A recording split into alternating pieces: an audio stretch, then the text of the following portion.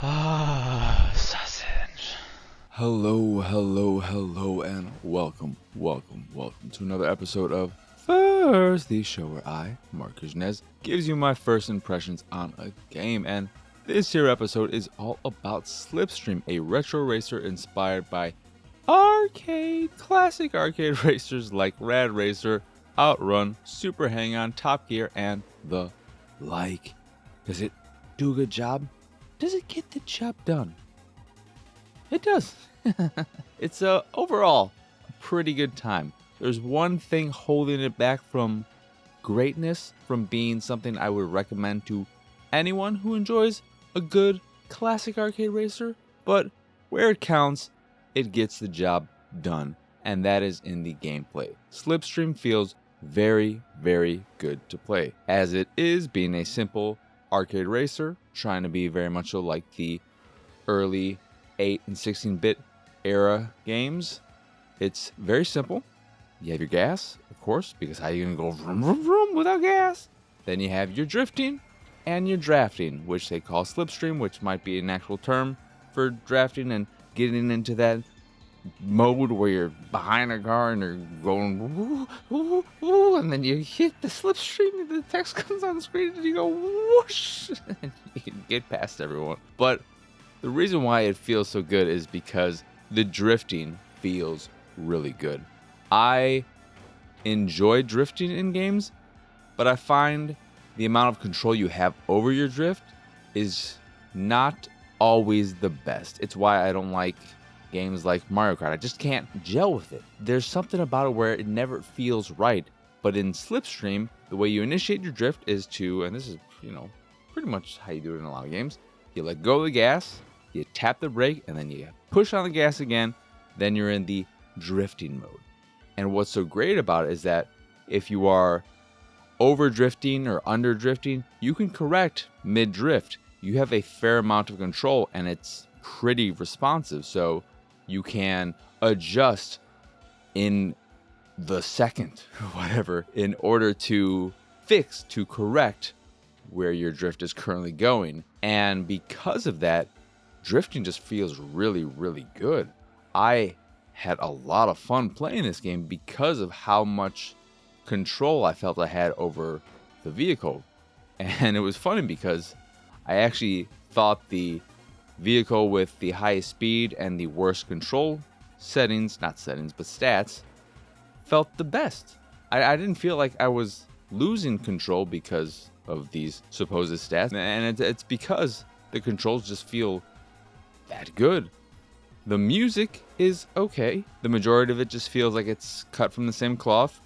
Nothing really stands out. There was one track that I really did like, but I do find it a little bit disappointing that the game itself, there are multiple modes. There's an elimination mode, which they call Battle Royale, and I find that to be stupid and annoying. But the main mode is set up like Outrun or similar games where you start in the same area every single time, and then after you drive in one area for 60-90 seconds, you'll be asked to pick one of two paths. You go left or right, and then you continue down this pathway. You can then go left or right again when you hit the next one, and so on. And it's this cascading thing where the endpoint will be different each time you race depending on the decisions you make, and there's maybe 10-12 specific areas total. But what I don't like is that the areas all look very different. You can go from a neon city to a snowy mountain, but the music doesn't change to go along with the environment. It's just playing a song, and then when it finishes the song, it'll move on to another one. So there is a bit of a disconnect between the environments and the music. There's nothing that is tying them together, which is a little disappointing. I would have liked it if the music was tied to areas, if each song or each area had its own song and that's how they did it. If they don't, not a big deal, but it does make the music kind of forgettable and not really giving it an identity of its own. It's just like there. It's just there. And it's fine. The real problem though with Slipstream is that as good as it feels, as okay as it sounds, the visuals are good in that they look good. It's like a nicer looking game of that era. It's got more polish. It's not pixel art. There is a pixel filter, which is okay. It's okay, but it's not the best. There's a CRT thing too. You have a few filters that are like, oh, hey, you like old games? Here's some old filters that are okay. And there's also, before you get to the visuals, totally, there is this VHS thing going on that I would, if you do pick up this game, immediately turn off, because what it does, there's a rewind feature too in the game when you're playing, so you can rewind and it has to reset or refill after you use it once, so you can't just spam it. But when you rewind, it has a VHS filter going on, and that looks really good. But this other setting for VHS filter does not affect that look. What it does affect is the pause screen, because when you pause the game and you don't turn off this setting, it looks unreadable. It is the fucking dumbest stylistic choice I've seen in a while. It is horrible. You can't adjust the setting in game. You have to be in the main menu settings. So just turn that shit off, because it looks fucking horrible. But back to the visuals as a whole of the game. The problem with the visuals is that, yes, it looks good. There's nice color and there's a lot of different environments, so there's a lot of variety there. The density of the environmental objects on the side of the roads is so extreme and excessive that it is like someone took a glass bottle, put it in a handkerchief, smashed it, and then rubbed it into your eyes. For me, at least. It is very harsh looking and hard to look at. It was giving me a headache. I eventually kind of got used to it. And part of that was because the game feels so good and it's so fun to play that I just accepted the fact that, yeah, this is not pleasant to look at, but it's so pleasant to play that I'm going to deal with this and see if I can handle it. And I could, but the thing is, going back to the density, is that I went back and looked at older games like Outrun, Rad Racer, etc. And while they have the same kind of issue, they still don't do it as much as Slipstream, which does it almost exclusively. One of the things that's a problem is that on the sides of the road, you'll have an object on the left side and the right side. And they'll maybe be slightly offset, so they're not in exactly the same place, so there's somewhat of a feeling that they're different on each side. But also in older games, there are often cases where you'll have stuff on one side of the road but nothing on the other side, and vice versa.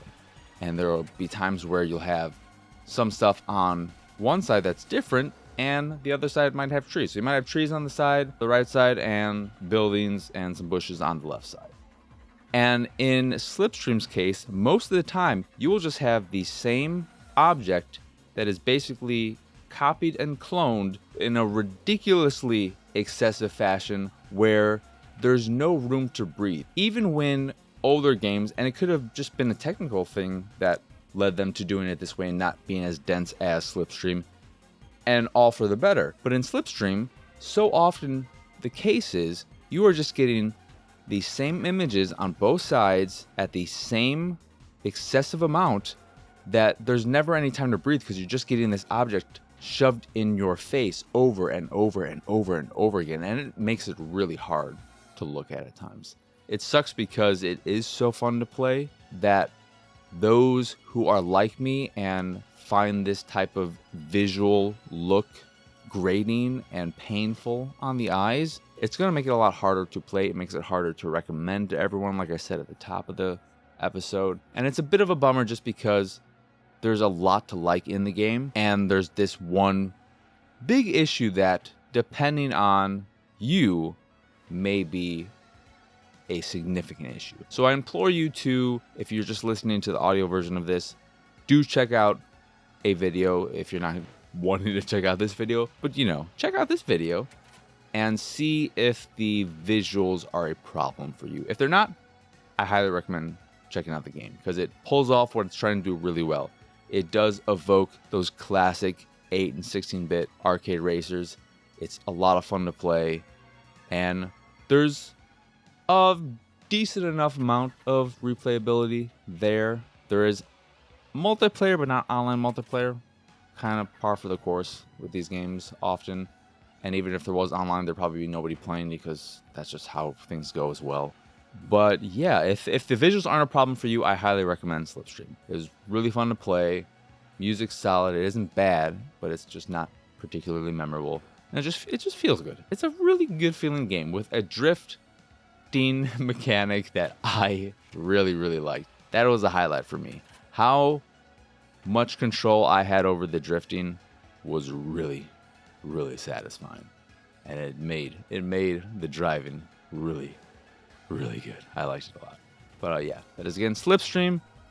Check it out. Anywho, that will do it for this here episode of First. Once again, I am Marcus, and as y'all can find me on everywhere at PX Sausage. If you'd like to see me streaming games like Slipstream, you can do so over at twitch.tv/PX Sausage. If you'd like to check out the videos I make and you aren't already doing so, you can go over to youtube.com/PX Sausage. That's wrong. You can go to /Pixelated Sausage // Pixelated Sausage. YouTube.com/Pixelated Sausage. Like, subscribe, hit that bell, and all that jazz. Again, that is youtube.com/Pixelated Sausage. Speaking of Pixelated Sausage, you put a dot and a comma after that. What do you got? What do you got? You got my website. You go there, you get more stuff like this, as well as the art I'm making. If you see something you like, you can purchase a print of the piece you fancy. And if you fancy the site in general and anything that we do, please go over to patreon.com/PXS and support us that way. As always, thank you for watching or listening. I hope you enjoy this here episode, and I hope you have a wonderful, wonderful rest of your day. Bye!